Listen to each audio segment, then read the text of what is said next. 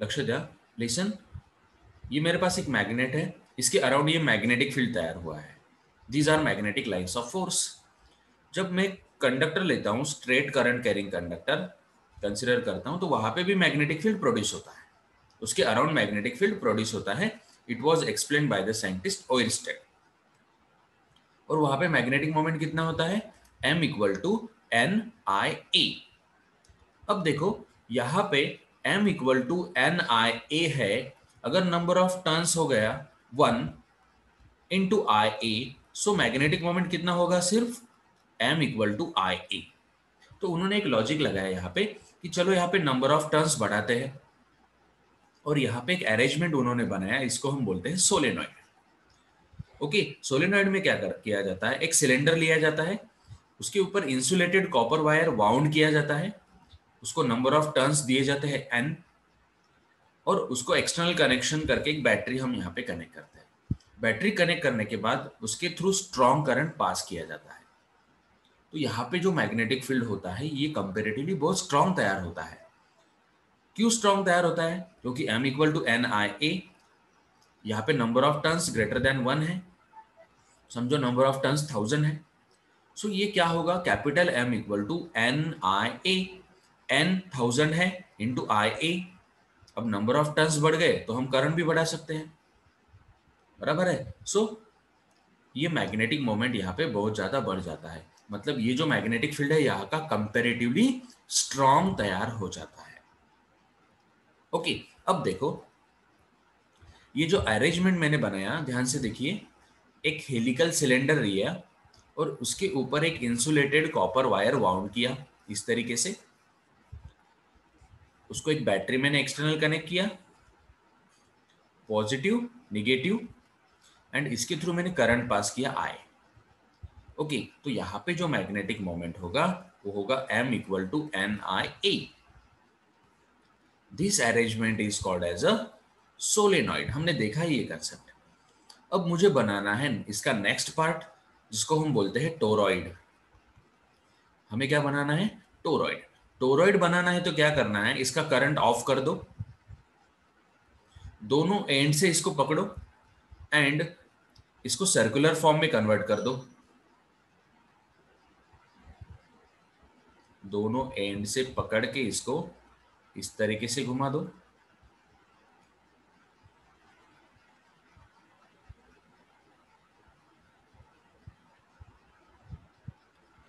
Okay, अब ये जो कॉइल है यहां पे, ये इस तरीके से हमें दिखेगा।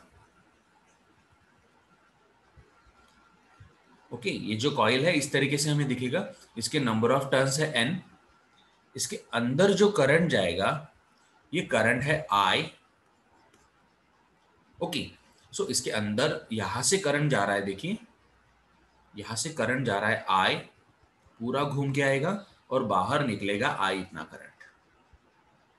ओके, सो इस अरेंजमेंट को बोला जाता है टोरॉइड, ये उसका सेंटर है O। This arrangement is called as a toroid. Now ये टोरॉइड वाला सेटअप अब हमें यहां से आगे लर्न करना है। देखते टोरॉइड का क्या केस होता है एंड टोरॉइड के अंदर क्या कंसेप्ट होता है। नाउ टोरॉइड का अरेंजमेंट मैं वापस आपको ड्रॉ करके दिखाता हूं। टोरॉइड, देखिए इसको याद कैसे रख सकते हैं, toroid looks like a tree, tree के जैसे दिखता है टोरॉइड। कैसे दिखता है, ट्री के जैसे दिखता है टोरॉइड। सो इस तरीके का एक फ्री हैंड स्ट्रक्चर आप टोरॉइड के लिए ड्रॉ कर सकते हैं। तो यहां से अंदर करंट जाता है I एंड यहां से बाहर करंट आता है I। इसके नंबर ऑफ टर्न्स होते हैं n, इसका एरिया है A। ओके, इस तरीके का जो अरेंजमेंट होता है उसको हम बोलते हैं toroid. Now before going to the concept of toroid, कुछ टर्म्स हमें यहाँ पे पैरेलली लर्न करने पड़ेंगे जो आगे चल के हमें यूज करना है। Okay, so I will go for those terms, बाद में मैं टोरॉइड के कंसेप्ट में चला जाऊंगा। ओके, सो टोरॉइड को मैं थोड़ा सा यहाँ पे होल्ड कर रहा हूं एंड कुछ टर्म्स टोरॉइड का रिलेशन सीखने के लिए हमें पता होने चाहिए, वो टर्म्स मैं आपको यहाँ पे अब बताने वाला हूं। नाउ एक कंसेप्ट हमने देखा था magnetization, if you remember MZ, जिसको हम बोलते हैं magnetization, MZ. Okay, now one more concept is there, susceptibility. Susceptibility, इसको ची बोला जाता है actually. This is not X, ये एक्स नहीं है, एक्स लाइक है, ये एक्स के जैसे दिखता है पर ये एक्स नहीं है, इसको बोला जाता है ससेप्टिबिलिटी। अब देखिए ससेप्टिबिलिटी मतलब क्या होता है, ये कंसेप्ट हम थोड़ा सा अंडरस्टैंड करेंगे।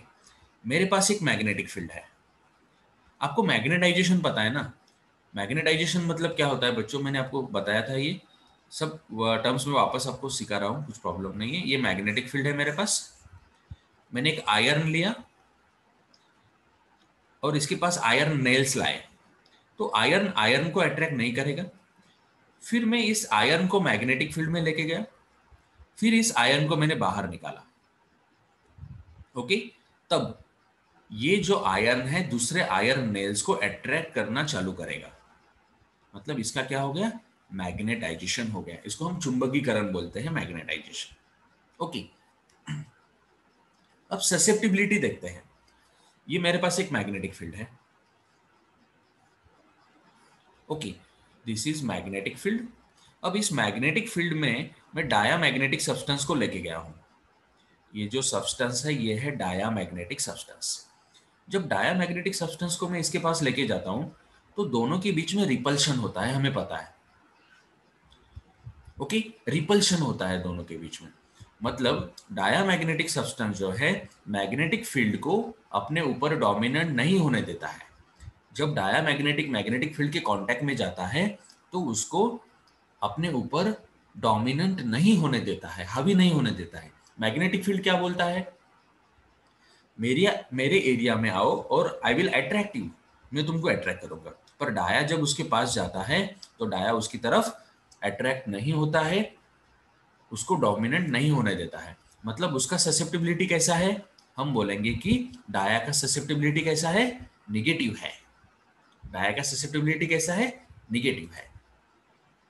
अब जब मैं कोई पैरामैग्नेटिक सब्सटेंस यहाँ पे लेता हूँ और पैरामैग्नेटिक सब्सटेंस को मैं मैग्नेटिक फील्ड में लेके जाता हूँ, तो मैग्नेटिक फील्ड क्या करता है, उसको अट्रैक्ट करता है ना। मैग्नेटिक फील्ड उसको क्या करता है, अट्रैक्ट करता है, मतलब मैग्नेटिक फील्ड उस पर डोमिनेंट हो गया है, हावी हो गया है मैग्नेटिक फील्ड। उसको बोला जाता है कि ससेप्टिबिलिटी कैसा है, पॉजिटिव है, स्मॉल है पर पॉजिटिव है। और जब मैं फेरोमैग्नेटिक सब्सटेंस को इसके अंदर लेके जाता हूं मैग्नेटिक फील्ड के, तब मैग्नेटिक फील्ड उसके ऊपर पूरी तरीके से डोमिनेंट होता है। फेरो भूल जाता है कि मैं फेरो हूं और मैग्नेट के जैसे बिहेवियर दिखाने लगता है। इसका मीनिंग क्या होता है कि ससेप्टिबिलिटी यहाँ पे भी पॉजिटिव है और लार्ज भी है, बहुत ज्यादा है यहाँ पे ससेप्टिबिलिटी। ओके, तो टर्म ससेप्टिबिलिटी अंडरस्टैंड करना बहुत जरूरी है students.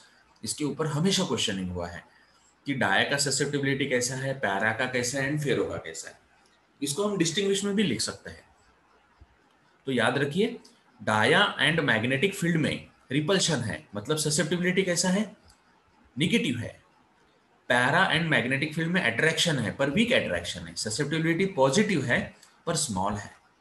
Ferro and magnetic field में अट्रैक्शन है, स्ट्रॉन्ग अट्रैक्शन है, ससेप्टिबिलिटी पॉजिटिव है एंड लार्ज है। ससेप्टिबिलिटी कैसा है यहाँ पे, पॉजिटिव है एज वेल एज लार्ज है। ओके, अब देखते हैं ये जो कंसेप्ट है students, mz equal to xh होता है। mz equal to xh, mz हमको पता है मैग्नेटाइजेशन होता है, x हमको पता चल गया ये होता है ससेप्टिबिलिटी। बचा कौन, h। h मतलब होता है मैग्नेटिक इंटेंसिटी। ये भी कंसेप्ट हम यहाँ पे अब देखेंगे।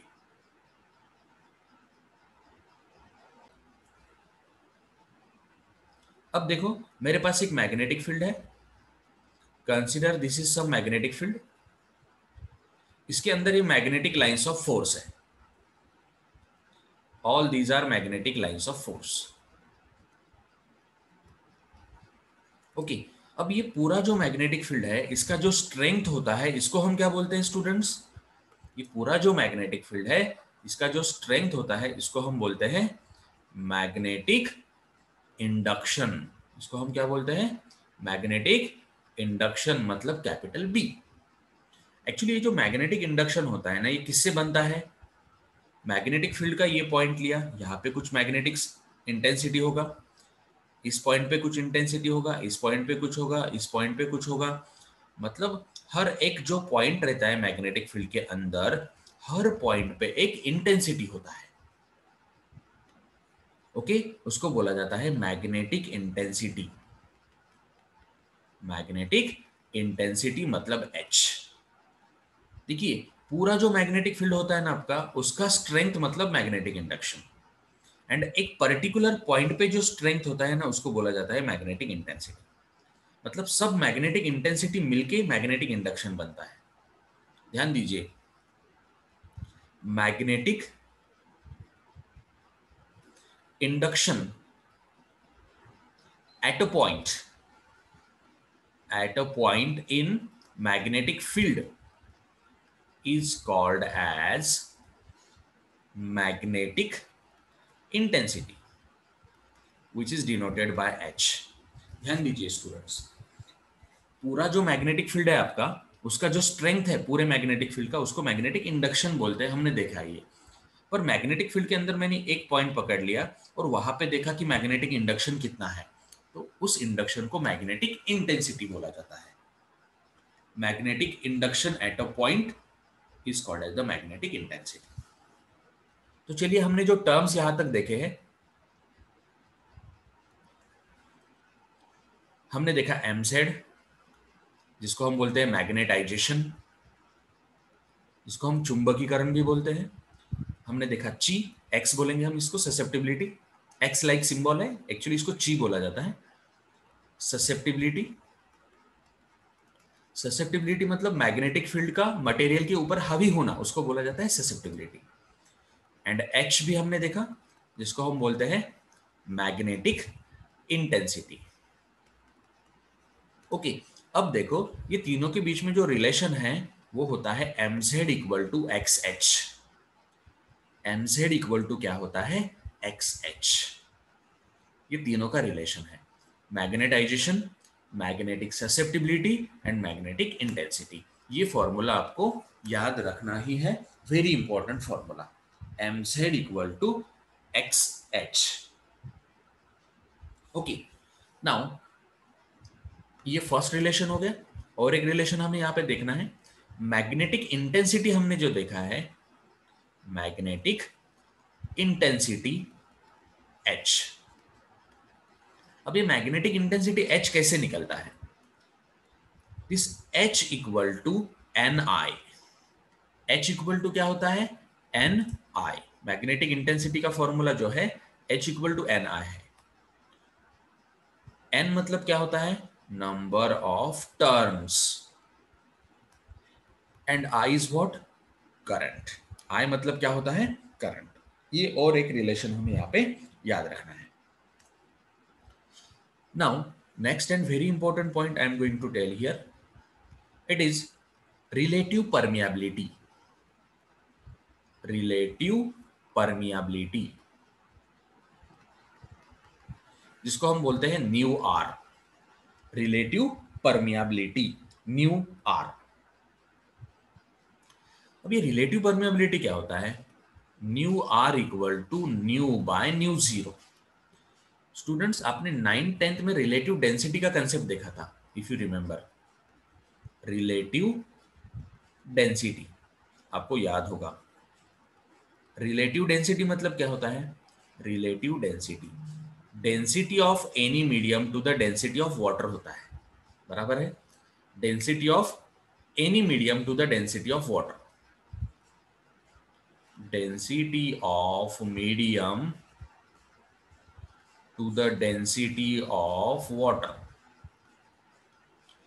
मतलब मुझे एक मीडियम का डेंसिटी निकालना है, रिलेटिव डेंसिटी निकालना है, तो मैं क्या करूंगा? डेंसिटी ऑफ ग्लास लूंगा to the density of water लूंगा, मुझे मिल जाएगा रिलेटिव डेंसिटी। मतलब ग्लास का एंड वाटर का डेंसिटी किस तरीके का है। वैसे यहाँ पे परमियाबिलिटी का कंसेप्ट है। ओके, परमिएबिलिटी, परमिट करना मतलब अलाउ करना। ओके, परमिएबिलिटी मतलब क्या होता है? परमिट करना मतलब अलाउ करना, रिलेटिव परमिएबिलिटी। सो ये आएगा permeability of medium, permeability of medium to the permeability of vacuum, permeability of medium to the permeability of vacuum होता है, याद रखिए। So relative permeability equal to permeability of medium to the permeability of vacuum.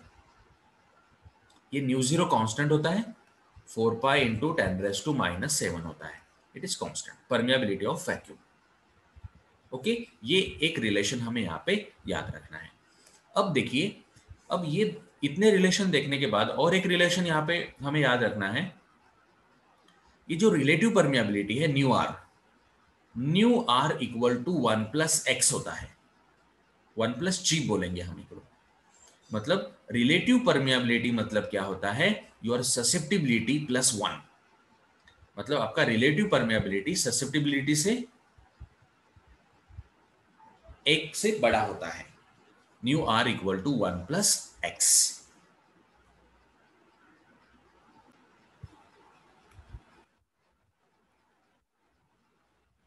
So we are making discussion on toroid.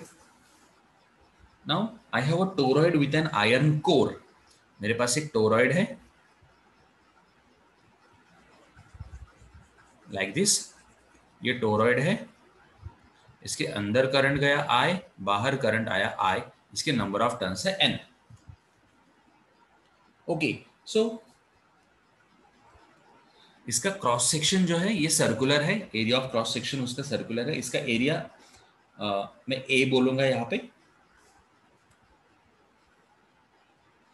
Now इसके अंदर देखिए, toroid के अंदर कुछ भी नहीं है, यहाँ का पार्ट जो है वो पूरा हॉलो है, इट इज हॉलो। तो इसके अंदर जो मैग्नेटिक इंडक्शन होगा, देखिए इसके अंदर मैग्नेटिक इंडक्शन होगा ना, क्योंकि मैंने यहाँ से करंट पास किया है, करंट ये टर्न से जा रहा है, और इसके अंदर यहाँ पे मैग्नेटिक इंडक्शन तैयार होगा, क्योंकि यहाँ पे मैग्नेटिक फील्ड तैयार हुआ है। इसके अंदर से करंट गया है, मतलब यहाँ पे मैग्नेटिक इंडक्शन तैयार हुआ है। तो इसके अंदर हॉलो पार्ट है, मतलब कुछ भी नहीं है, हॉलो पार्ट है पूरा। तो यहाँ पे जो मैग्नेटिक इंडक्शन है, ये हॉलो पार्ट के लिए जो मैग्नेटिक इंडक्शन मुझे यहाँ पे मिल रहा है, इसको मैं बोलता हूँ B0, हॉलो के लिए magnetic induction. It is nu zero H, B equal to new zero into H है। ओके, अब देखो एक्चुअली ये रिलेशन कैसा है, ये हम यहाँ पे देखेंगे। B is directly proportional to N, B is directly proportional to I। देखो मैं यहाँ पे जितने ज्यादा नंबर ऑफ टर्न्स लूंगा उतना मैग्नेटिक इंडक्शन बढ़ेगा ना। इसके अंदर से मैं जितना ज्यादा करंट पास करूंगा उतना ज्यादा मैग्नेटिक इंडक्शन बढ़ेगा। सो ये जो रिलेशन है इसको मैं ऐसे लिख सकता हूं। अगर आपको ये समझ में नहीं आ रहा है तो इसको हम इस तरीके से लिख सकते हैं। कैसे? देखिए, दिस B0 मतलब इसके अंदर का magnetic induction for the hollow part, it is directly proportional to N। जितने ज्यादा टर्न्स होंगे उतना यहाँ पे मैग्नेटिक इंडक्शन होगा, जितना ज्यादा करंट होगा उतना यहाँ पे मैग्नेटिक इंडक्शन होगा, बराबर है। So number of turns and current पे इसके अंदर का मैग्नेटिक इंडक्शन डिपेंड करेगा, B0। तो मैंने बोल दिया यहाँ पे B0 is directly proportional to N and B0 is directly proportional to I। अब फिजिक्स के रूल के हिसाब से मैंने यहाँ पे कांस्टेंट रख दिया न्यू जीरो, फिर डायरेक्टली प्रोपोर्शनल निकल गया, इक्वल टू आ गया mu zero N I. So I got here B0 equal to new zero N I. ये न्यू जीरो क्या है? ये न्यू जीरो कांस्टेंट है। न्यू जीरो इज कांस्टेंट, जिसको हम बोलते हैं परमिएबिलिटी। अभी देखा था हमने, परमिएबिलिटी ऑफ वैक्यूम, ये कांस्टेंट है। ओके, ये हो गया हॉलो वाला केस। अब केस 2 में मैंने क्या कर दिया,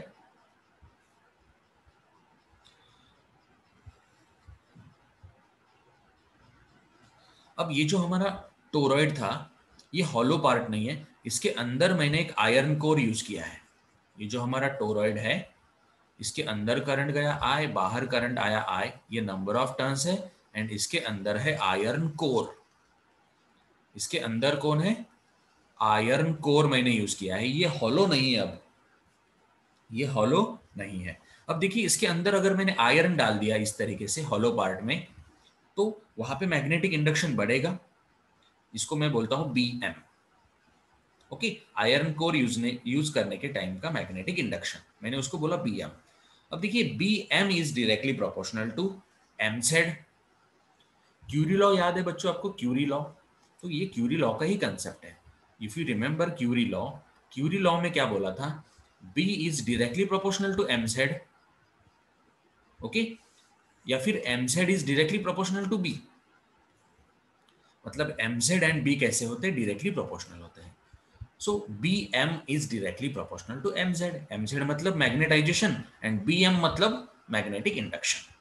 तो यहाँ पे भी मैं एक कांस्टेंट रख देता हूँ, this BM equal to new zero MZ। ये न्यू जीरो यहाँ पे कांस्टेंट रख दिया। ये आ गया हमारा केस 2। केस 2 क्या है?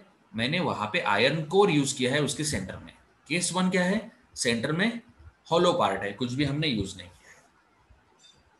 अब देखिए, ये जो BM है बच्चों, ये BM मतलब क्या है? इसके अंदर मैंने आयरन कोर यूज किया, उसकी वजह से जो मैग्नेटिक इंडक्शन बढ़ा है वो है BM। ध्यान दीजिए, जब यहाँ पे हॉलो पार्ट था तब मैग्नेटिक इंडक्शन कितना था? ये इतना। जब मैंने यहाँ पे आयरन कोर यूज किया तो आयरन कोर ने उसको कितना बढ़ाया? New zero MZ। फिर टोटल कितना हो गया? ये टोटल हो गया B0, मतलब हॉलो पार्ट जब था उतना मैग्नेटिक इंडक्शन, एंड जब मैंने वहां पे मैग्नेट यूज किया उसकी वजह से जो बढ़ा वो BM। So this B equal to B0। B0 कितना है? New zero NI। BM कितना है? New zero MZ। Okay, so this B equal to new zero NI को हम H लिख सकते हैं, अभी हमने देखा था formula, plus nu zero MZ। So this B equal to new zero common लिया, H प्लस MZ आ गया। I got this as a relation for the toroid. ये मुझे टोरॉइड का यहाँ पे रिलेशन मिल गया।